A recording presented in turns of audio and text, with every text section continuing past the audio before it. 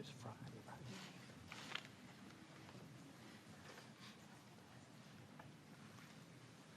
Well, good afternoon and happy Friday to all of you, and thanks for joining us today.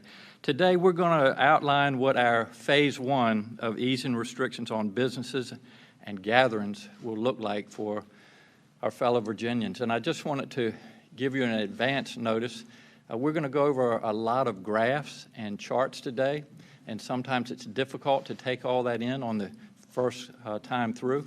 So just wanted to make sure that all of you know that the graphs will be available on our Virginia Department of Health website, and our charts will be available on our government virginia.gov website following this presentation. So please, you're welcome to look at those later if you don't get everything the first time around. So first, let's remember where we have been. 2 months ago, we were figuring out how to rearrange our lives and our society to keep people safe. Businesses and many state employees moved to teleworking. We closed schools and banned elective surgeries. We put restrictions on non-essential retail, moved our restaurants to takeout and delivery, and closed entertainment venues, hair salons, and other personal services. Back then, we had one blunt tool: shutting everything down. We directed people to stay home because the only way we could slow the spread of this virus was to stay apart. It is working. Our health data shows us that. Our hospitals have not been overwhelmed. And it bought us time to build up our toolbox. We have a steady supply of PPE for our health workers, and we now believe that this is sustainable. We are continuing to ramp up our testing. For example, this week we'll be testing more than 1,500 people in the community on Virginia's Eastern Shore. We are preparing to hire roughly 1,000 contact tracers. We have approximately 325 contact tracers through the Department of Health right now.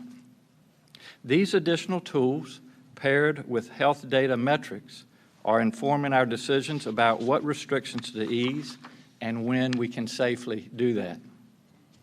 I anticipate and hope that phase one will start on Friday, May the 15th. Obviously, if our trends change, we will adjust that date as needed. While our tools to fight this virus have changed, our commitment has not. I want to reassure Virginians, we are not opening the floodgates here. We're not flipping a light switch from closed to open. When the time is right, we will turn a dimmer switch up just a notch. The reality is that the virus is still in our communities, and we need to continue our vigilance and social distancing, hand washing, and wearing of face protection when we're out and about. Our Forward Virginia plan has 3 phases. Today, I'm going to give more details on phase one. As you will see, this plan will slowly and deliberately ease some of the restrictions, but not all. We will move forward cautiously with science, data, and safety as our criteria.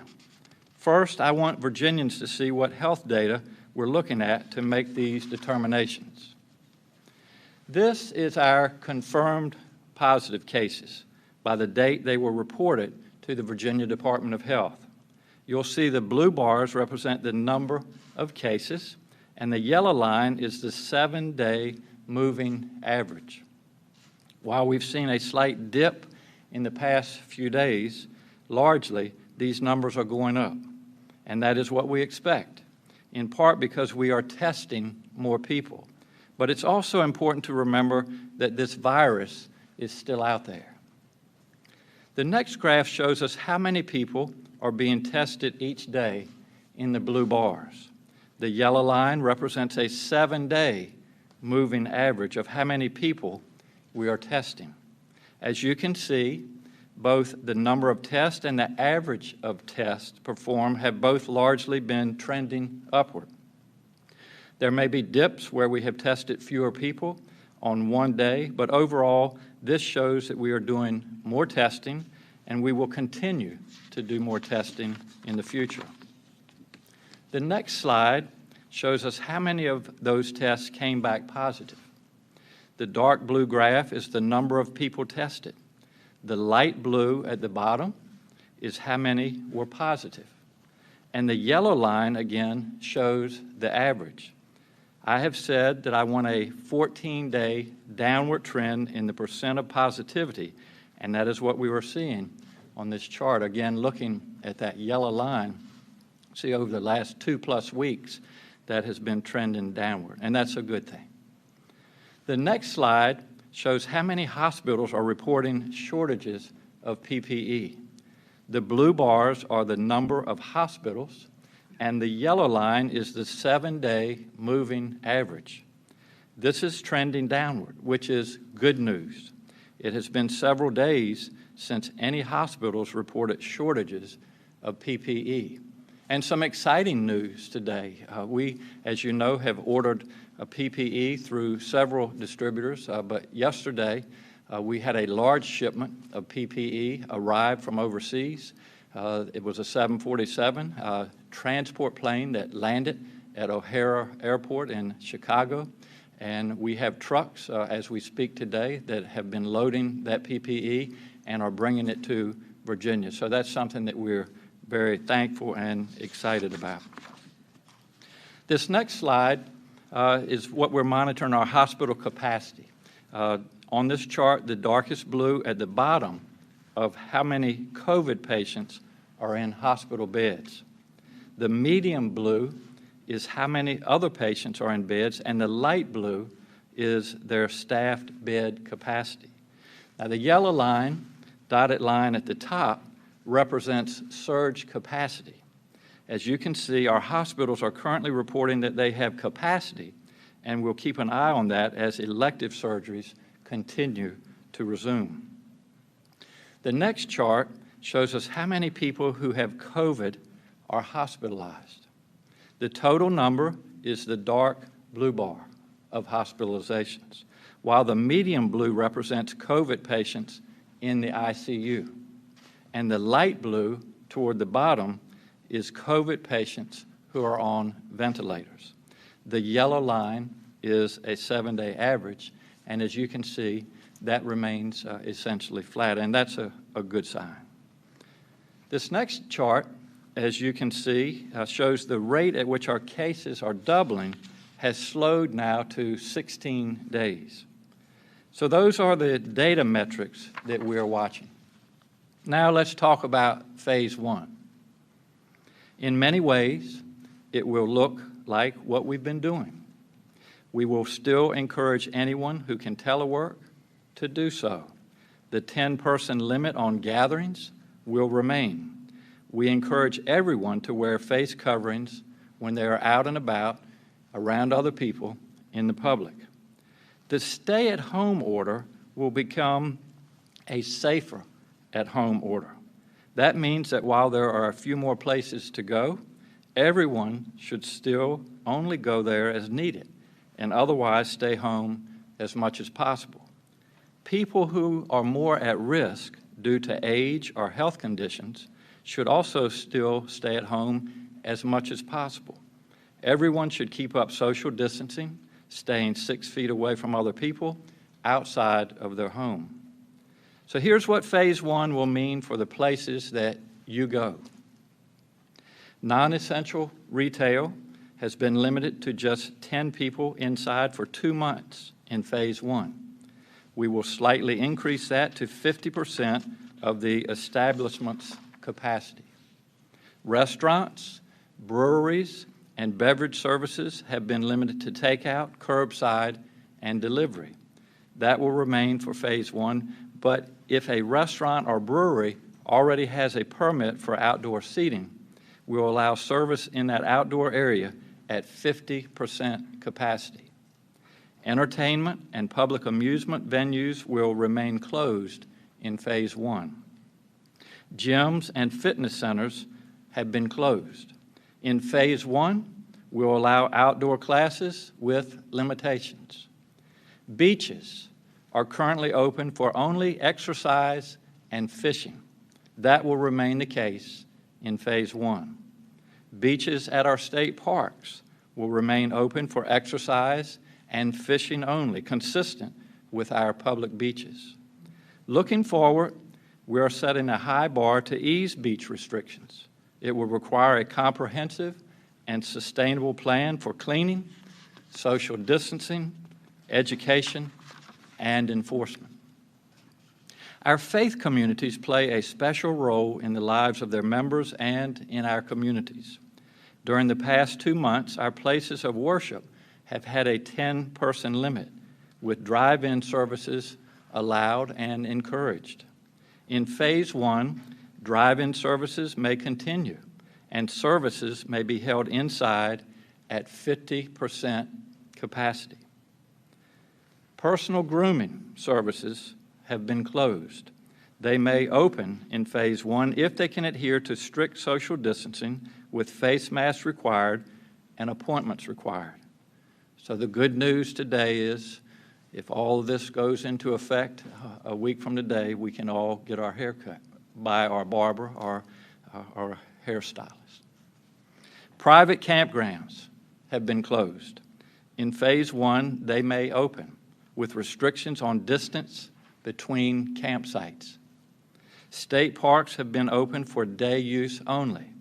In Phase 1, we'll slowly open for tent camping, RVs, and then cabins, and that won't happen immediately. I also want to remind Virginians that the 10-person limit continues to apply in state parks. Some child care centers have been open, prioritizing children of working families. That will continue in Phase 1. Overnight summer camps will remain closed in Phase 1. And again, the 10-person limit on gatherings will remain, and we strongly encourage teleworking for those able to do so, and wearing face coverings in public to protect ourselves and especially others. Here you can see all of this together. I know businesses will have many questions about the details of how this pertains to them, and all of the guidelines will be posted on our website, virginia.gov. When we enter Phase 1, we expect it will last a minimum of 2 weeks, and it may last longer, depending on what the data shows. A decision to move into Phase 2 will be based on health metrics like we are using for Phase 1. I know some communities may choose to go more slowly, particularly in Northern Virginia, where they may not feel their communities are ready to go to Phase 1 just yet. I have said that Phase 1 restrictions will be a floor, not a ceiling, and local governments should consult with our administration about stricter regulations. I want to emphasize that the business operations listed may open if they meet the requirements. If they're not able to meet these restrictions, they must remain closed. No business is required by the state to be open. I remind businesses that any reopening and a future economic recovery will be consumer-driven. I thank businesses for their cooperation and encourage them to take all the necessary measures for Virginians to feel comfortable and safe. That means taking precautions to protect everyone, including employees. Now I'd like to speak to our workers across Virginia.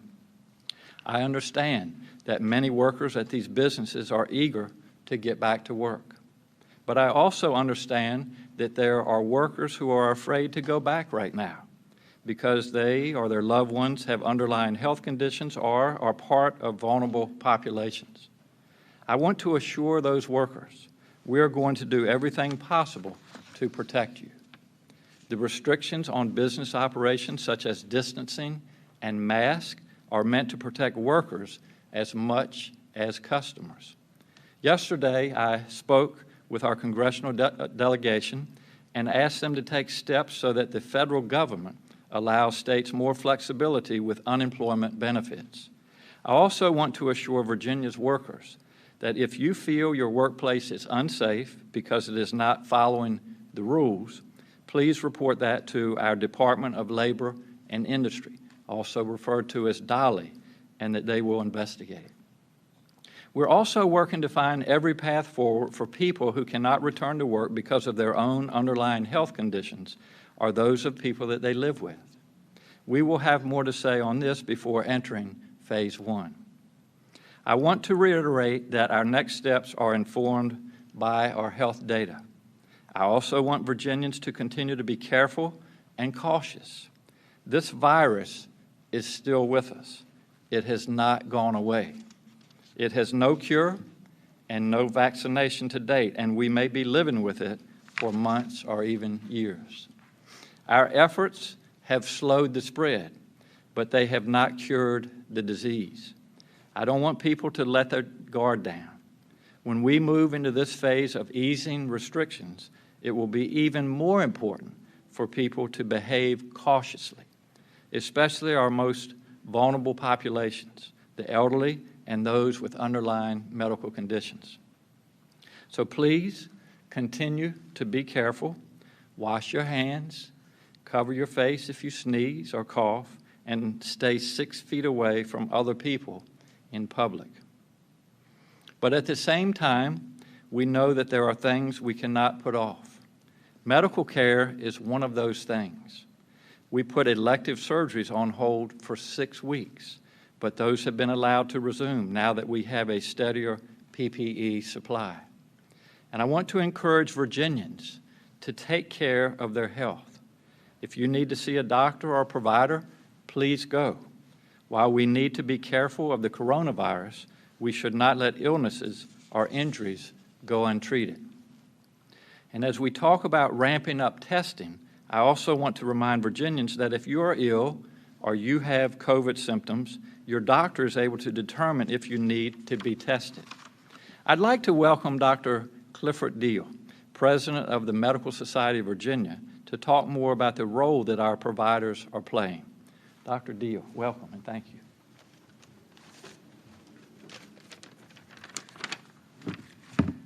Foremost, thank you to Governor Northam for having me here today and for your commitment to addressing this pandemic. Also, thank you to all of the healthcare workers who continue to sacrifice and work tirelessly to fight COVID-19. As the president of the Medical Society of Virginia, I hear stories every day of the amazing work being done by Virginia's physicians, physician assistants, nurses, and others. As we know, the next phase of addressing this pandemic is a commitment to increasing the availability and capacity for testing. The Medical Society is excited to partner with VDH to work together to assure healthcare providers across the Commonwealth can access the resources they need to test patients. We are lucky enough to have a physician as our governor, and as Governor Northam knows, when we empower physicians, we empower patients. The governor's office and VDH have consistently reached out to Virginia's physician community for their expertise during this crisis. And the same applies here. How can a family doctor in Danville send a test to a lab? How can we get more swabs? What tests are approved or are not approved? MSV is conducting a needs assessment of Virginia's physicians and trying to find out all the logistical barriers to move us forward. VDH will then take that information and provide answers, as well as create educational and training opportunities for providers in the days and weeks ahead. Just today, MSV and Dr. Karen Remley, we had a webinar this morning for Virginia's physicians across the Commonwealth to hear a presentation on testing and get answers to some of their pressing questions. As we continue this important work, I want to make clear one key fact for all Virginians. Your doctor's office and hospitals are safe. Virginia's physicians are trained to manage patients' health, whether it be PPE, sanitation, or changes to the waiting room. We are listening for guidance to the CDC, the Virginia Department of Health, and our own medical specialty societies. Patients with underlying and emerging threatening medical conditions need to see a doctor. The first rule of medicine is first do no harm. And I want Virginia's patients to know that their doctor's office and hospitals are safe, and we are working to protect you. I again want to thank Governor Northam for having me here today. Moreover, I want to thank all of the Virginians for their resolve and commitment to one another during this time. It's my job to talk mostly about physicians, but we all know that nurses, teachers, grocery clerks, mothers, fathers, and hundreds of others across the Commonwealth are working to manage this unprecedented time together. I promise all of you that Virginia's physicians will not let you down, and we will continue to work with VDH and the governor to help solve this crisis. Thank you. So much, really appreciate it. But thank you, Dr. Deal. Finally, I want to go back to our health data. I want Virginians to know we are watching the numbers very, very closely. We are following CDC guidelines, and my top priority is your health. Every Virginian has played a role in getting us to where we are now, and everyone has a role to play when we take a step forward. Please continue to act with your own health and the health of others in mind. We are all in this together. What we do affects our neighbors and our community, not just ourselves. Now I'd like to ask our Health Commissioner, Dr. Norm Oliver, to give a health update, and then we'll be glad to take your questions. Dr. Oliver, thank you. Thank you, Governor. A quick update on the numbers that are posted on the VDH website. The total number of cases today now numbers 22,342 cases. That's 772 new cases in the 24-hour reporting period. Total deaths are now at 812, which represents 43 new cases in that same time period. Total tests are at 143,220, and new tests in that reporting period are 6,662. I've been giving you updates, which you can also find on the website regarding the number of cases and deaths in African Americans and Latinx communities. African American cases are at 3,831. That's about 24% of the cases for which we have that demographic information. The deaths for African Americans is at 182, which is about 26% of the deaths for which we have that demographic information. For Latinx communities, the cases are at 5,857. That's about 40% of the cases for which we have that ethnic demographic. Just as an aside, I don't know exactly why that number is so high. I suspect it has a lot to do with the outbreaks in meat processing plants, both on the Eastern Shore and in Central Shenandoah. Many of those workers are of Latinx origin. Deaths among that same community stands at 52, which is about 8% of the deaths for which we have ethnic information. Outbreaks are stand at 260. More than half of those are in nursing homes. And as you've heard previously from this podium, we are planning a full court press on trying to get on top of those outbreaks through deploying National Guard and other resources to stay on top of those outbreaks. Thank you. We'll be glad to take your questions. Governor, can you talk about the enforcement of Phase 1? Yes. Who's responsible for that, and what does that look like? Is it warning, press, It's the same way that we've enforced the restrictions prior to Phase 1, Henry. And our executive order will give our law enforcement agents, again, what they've been trying to do, and I've spoken to a lot of them. Is obviously we're not out here to give citations. We're not out here to punish people, but we also have to keep people safe as well. So I think they've been very good about giving people warnings, reminding, those types of things, but they do have the authority to write citations in the event that people are not obeying our guidelines.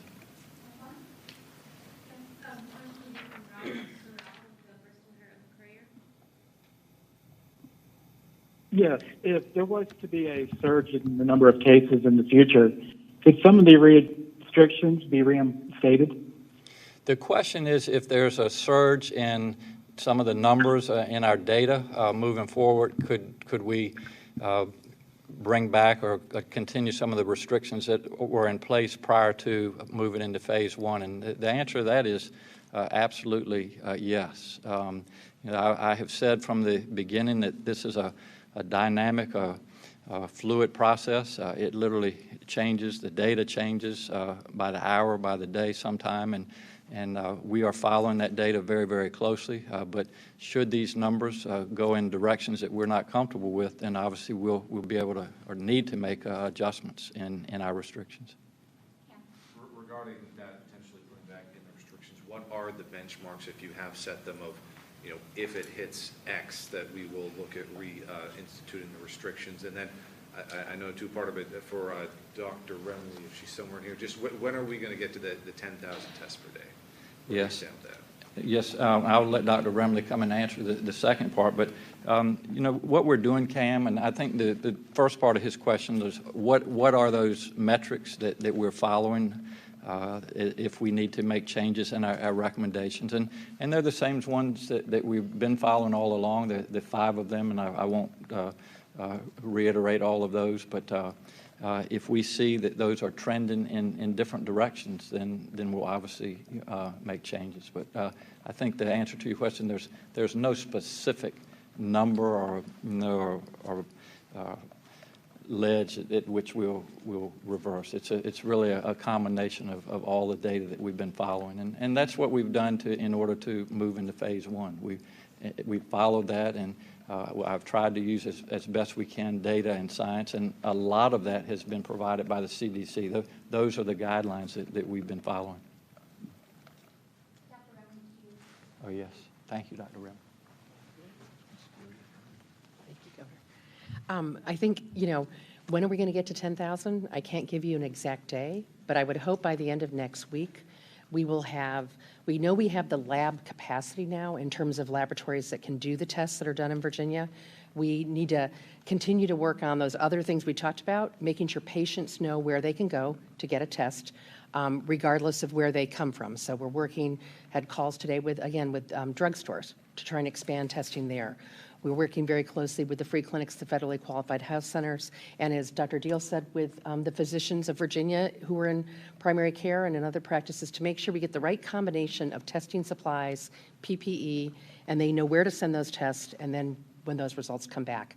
Every day, there's another new nuance to fix for a different group, and so that's what we're doing. And you can see, if you look at it's down now, we're just slowly but surely moving our way up that curve towards 10,000. But I would hope, my hope is that by the end of next week, that'll be a consistent number that we will be able to reach, knowing that there will be days, weekend days sometimes, days when, you know, just because of the vagaries that you won't hit that every single day, but you'll also exceed that many days. So, you know, our goal is to make sure that every patient that has symptoms of COVID that wants to be tested has that opportunity to be tested, but just as importantly, that the clinical community, including pharmacists, doctors, and all other clinicians that might do testing, have the right combination of supplies, PPE, and knowledge about how to test so that we can really maximize that effort. Thank you.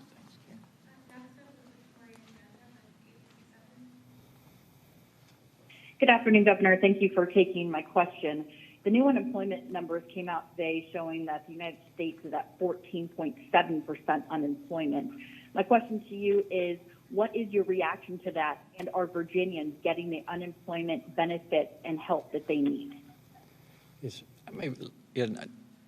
I want to let Dr. Megan Healy, our workforce development, she can go into a little bit more detail. So, Megan, thank you. Maybe just talk about how many people have filed and they're getting their checks. Thanks. Yeah, thank you so much. And so since the beginning of the COVID-19 crisis, we've had over 500,000 people file for unemployment in Virginia, and that is a high number. And we've had 2 different programs for unemployment, the usual unemployment program that we've always had, and then we've expanded eligibility for independent contractors, gig workers. And we've had over 70,000 independent contractors and gig workers move through our pandemic unemployment assistance program. So it's very exciting. We've also increased the weekly benefits as well as expanded the time that someone can be on benefits. And so this week was the first time that we released benefits to those gig workers, independent contractors, as well as anyone who didn't qualify for the basic unemployment. So I know that number seems very high, but many people are receiving their benefits. And if they did not receive their benefits, we are ramping up staff to increase our appeals and our adjudication process. Thanks, Megan. Governor, could you elaborate on your decision to refreshing, especially with Memorial Day being about 2 weeks away. It sounds like these restrictions are still going to be in place for that. Meanwhile, Outer Banks has said that it will reopen to visitors on May 16th, I believe. So if you could just talk about your decision to get to that. And secondly, you mentioned there's a high bar for easing those restrictions. If you could elaborate on what kind of high bar we're looking at there. Yes, and I think the question is about our beaches. And first of all, we want people to be able to return to our beaches.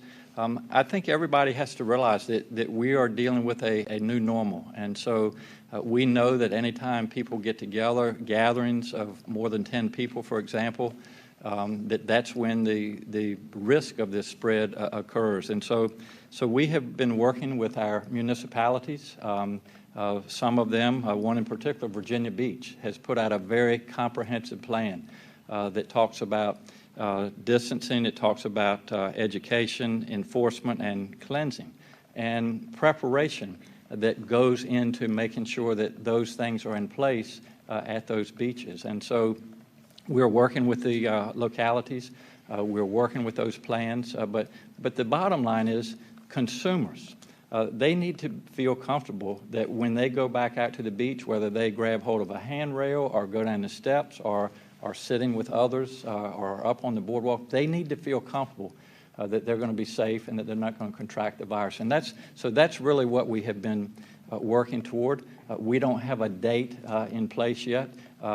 Today we're talking about phase one, and when phase one starts, and which I intend for that to be on Friday, May the 15th, beaches will continue to be open for fishing and for exercising, but not for other activities on the beach. And so when we're comfortable that the numbers are continuing to trend down, the data that we're following, and we're comfortable that that comprehensive plan can be in place, then we will allow to ease the restrictions on the beaches. Yes. Hello, Governor. Going back to the phase one restrictions on businesses, we've spoken to restaurants and gym owners who were hopeful that they would be able to open their doors during this phase one. When I'm looking at these restrictions, you're allowing a lot of people into retail stores at 50% capacity. You're allowing churches to fill every other pew.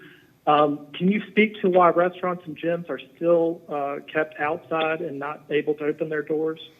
Yeah, the question is why the decision on restaurants to continue order out, home delivery, and now to expand and be able to serve outdoors with 50% capacity restrictions. We have had a tremendous amount of discussion with our restaurant owners. A lot of their input we have listened to and taken into account, and collectively we have made that decision. And so rather than relitigate that here, that's the decision that we make. That's what we feel is in the best interest of Virginians. That's what will keep them as safe as possible, and also keep the employees of those restaurants safe as well. So as I said earlier, this is phase one. We anticipate phase one lasting for 2, maybe more weeks, but if we can continue to see these data, the numbers trend downward more in a positive direction, then hopefully after two weeks we'll be able to go into phase two, and then that would allow individuals to come into restaurants, dine in, again, probably with a 50% capacity, tables spaced out at 6 feet. But for phase one, we're allowing outside dining only. Yes.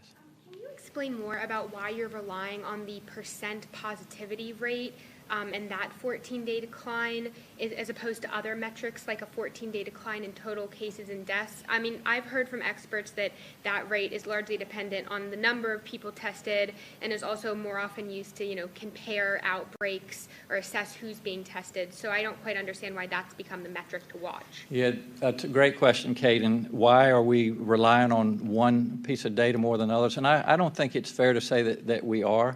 But what we are relying on are the CDC guidelines, and it is explicit in the CDC guidelines that we are looking for 14 days of percent positive cases to trend down. And so that doesn't mean we're ignoring other models, other sets of data, but that's certainly one that we've been able to follow day to day. And as you can see, I put other slides up on the screen as well, and we're watching that. But as far as moving forward with the criteria that the CDC put in place, that's one of them, PPE, ability to test. Those are the things that they have outlined, and that's what we have been following, and that's what we have been using to make our decision when we can move to phase 1.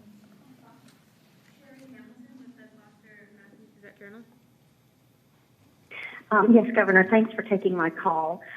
People with traumatic brain and spinal injuries and with mental health issues and other problems who are in long-term care facilities benefit greatly from visits by family members.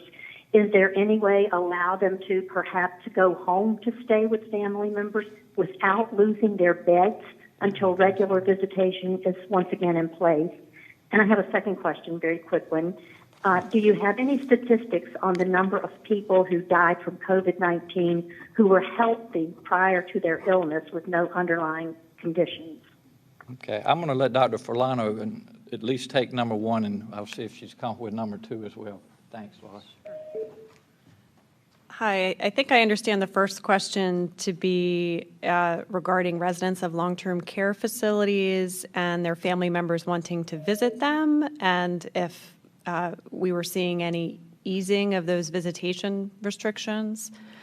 If that's the question, I think at this time, those visitation restrictions are, although we understand that's very difficult for a family, we do think it's important for the safety and well-being of the people and the staff that are in those facilities. So those restrictions remain in place at this time. What's the second question? If you could, I can't recall the second question. Oh, right. So the number of, do we have information on, of the cases reported, what proportion of them were in people without underlying health conditions? I'd have to look into that. I don't know if we're going to have the data that's available to make that determination, because we wouldn't always know from a case report, for example, if an individual had diabetes or high blood pressure. But I can look into that with the surveillance team. But I think it's fair to say that, obviously individuals with pre-existing medical conditions, whether it be problems with their lungs such as asthma or COPD or heart conditions, are at increased risk and have poorer outcomes if they contract COVID-19 than those that were otherwise healthy. Another point that I want to make, because this is something that I thought about when we had the outbreaks in the nursing homes and long-term care facilities, and I think the questioner asked those that had traumatic brain injuries or other types of mental illnesses, would they be better going home with their families where they had more contact with their families? And the point that I think we need to make from a medical perspective is that a lot of these individuals are in a nursing home because they require the 24-hour care that just can't be given at home. And so while it sounds good to say, well, let's move this patient from the nursing home, for example, to a home, that's not always possible. So when that has been possible, we have certainly tried to do that, but in a lot of cases, it's not possible. Talked about there's mounting pressure for Virginia to name long-term care facilities with outbreaks, and I know that we heard from Secretary Kerry on this last time, but there is a bill that is in circulation to change Virginia code to allow that information to be released, and some talk of a special session. So wanting to hear from you on that, are you going to support that? Jackie, it's a great question. The question is that there's a bill on the table, if you will, from our legislators that could be introduced during special session that will change the code to allow nursing homes, long-term care facilities to release more information.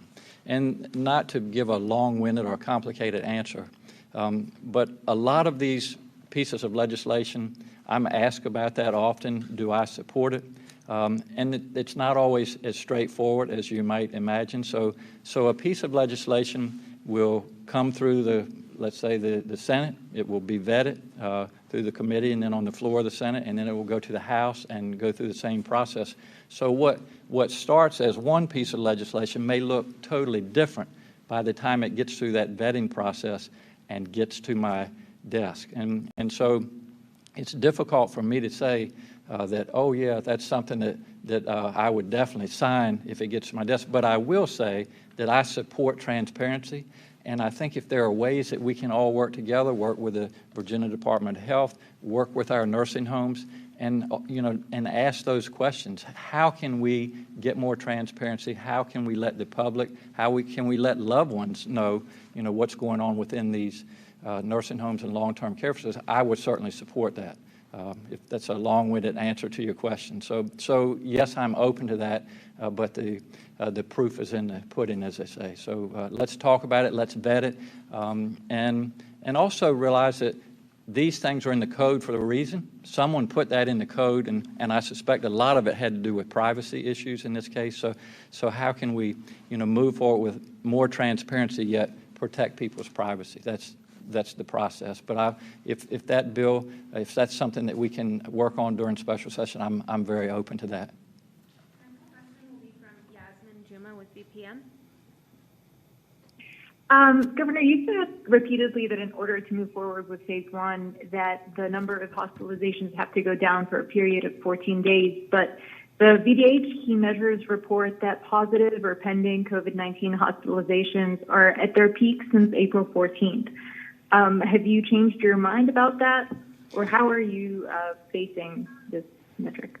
The question is hospitalizations. Are they going up, down? And I think it's important to go back and look at the trends. And so if we look at our hospitalizations, especially with COVID patients, and especially COVID patients who are in the ICU and need to be on a ventilator, that has remained flat. There may be days when there are a few more hospitalizations or days when it goes down. A lot of the increase in hospitalizations is due, remember, a week or so ago we lifted restrictions on elective surgery, so there are going to be more hospitalizations for that. So mainly looking at COVID-19 patients, ICU beds, and ventilators, and that has remained flat over the last few weeks.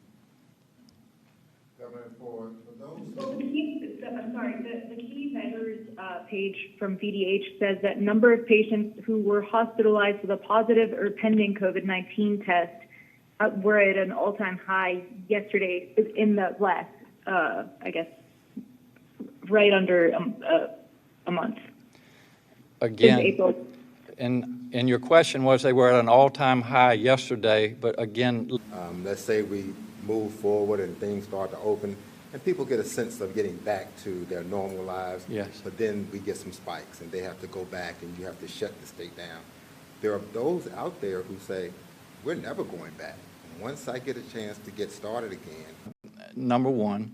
The other thing that I think is important for people to realize, this is not like we're flipping a switch and saying it's time for everybody to go back to their lives as they knew them before COVID-19. And we tried to use that analogy, and I think it's a fairly good analogy. Rather than flipping a switch, we're taking a dimmer switch, and we're just turning up the intensity as we can and as the numbers will allow. And so that's what we're doing, and that the reason we're doing that, because to your point, it will be difficult to go back to more restrictions, and especially for our businesses. I mean, when we had this, we have this business task force, and what I've heard from a lot of them is please, please, please take this slowly, because if you allow us to reopen and go back to close to where we were before, and we have to reverse direction, we're at risk of going out of business and never recovering.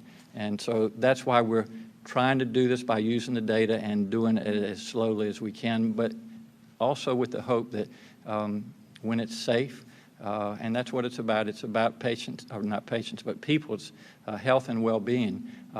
And as soon as we can do that safely, we want people, we want businesses to reopen, to get back to our lives as we knew them prior to COVID-19.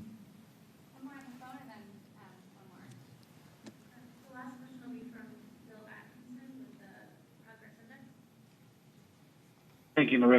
Governor, as you know, Congressman McEachin is proposing tying future federal aid to state and local governments onto reinstating utility services, including delinquent customers.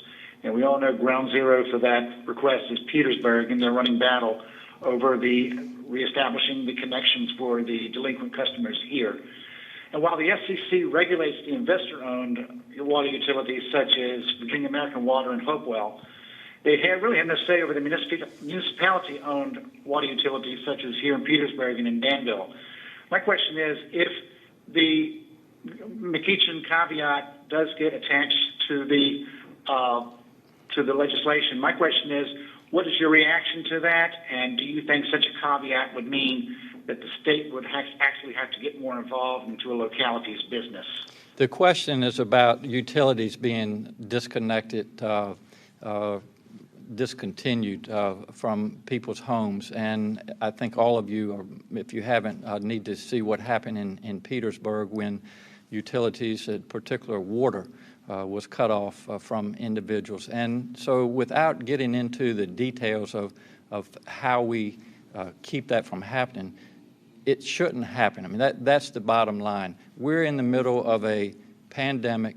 We're asking people to use good hygiene, to wash their hands frequently. I mean, how can you do that if you don't have running water in your house? So we as a society, whether it be Congress or the General Assembly, but we shouldn't allow that. We should find that, and I do, as unacceptable, and we have intervened on behalf of these individuals. But that should never happen to Virginians. It should never happen to Americans, and so we need to work together to make sure that it doesn't happen again. It's totally unacceptable. You said that different localities could request stricter restrictions Yes. from you. Have you received any specific detailed requests from localities in Northern Virginia? I know Richmond also has more cases in other parts of the state. And at what point will we find out which restrictions you've approved and what the rules are in different localities? Yeah, Mel, I appreciate the question. The question is, we have put this floor of restrictions as we move into phase one. And yes, we have had daily, and sometimes more times than one in a day, communication. And my chief of staff, Clark Mercer, has been part of those conversations as well. So I'm going to let him kind of review our discussions and where we are moving forward. Clark. Thank you, Governor. And the question was about different areas of the state approaching phase one differently. I want to be clear what that means and what that does not mean. The governor has articulated a set of rules and regulations that everyone from Abington to Alexandria will have to abide by to enter phase one. The question is when all areas of the Commonwealth enter phase one, and we have heard from Northern Virginia, the Northern Virginia Regional Commission, which is a collection of governments, the counties, the towns, and the cities in Northern Virginia.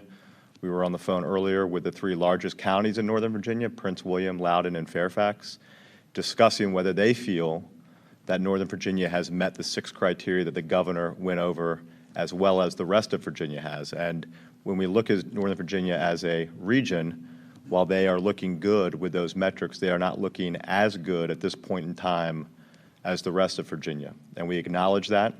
And what we ask those regions, and I suspect those elected officials and managers are watching this press conference, to review what phase one is and what it is not. It's a very measured approach that I think is responsible. And to the earlier question, we want there to be a phase two and a phase three. In order for there to be a phase two and a phase three, you have to show progress in between each phase. So it's a very measured approach. But if those entities as a region say, hey, we would like to delay entering phase one by 2 weeks, for example, which would be May 29th, I think the governor would be open to doing that. The governor spoke with Mayor Bowser and Governor Hogan, and I'm in touch with their offices as well. And we've been in touch with the chiefs of staffs and governors in Tennessee and Kentucky and West Virginia, in North Carolina and Delaware as well, trying to get a beat on what all these states are doing. But if Northern Virginia as a region wants to take this a little slower, they can. However, I do not think the governor would support, and we're not encouraging one county to play by one set of rules. So allow 50% of inside dining and the county next to it only allow outdoor dining, and the county next to that only allow takeout. That is not what we're talking about. We're talking about when a region, specifically Northern Virginia, enters phase one. I believe the governor will be open to having that discussion over the weekend and would have an update for you early next week. But we did ask for those jurisdictions to take a look at what phase one is, because it's, as the governor articulated, a very measured walk into reopening. Thank you.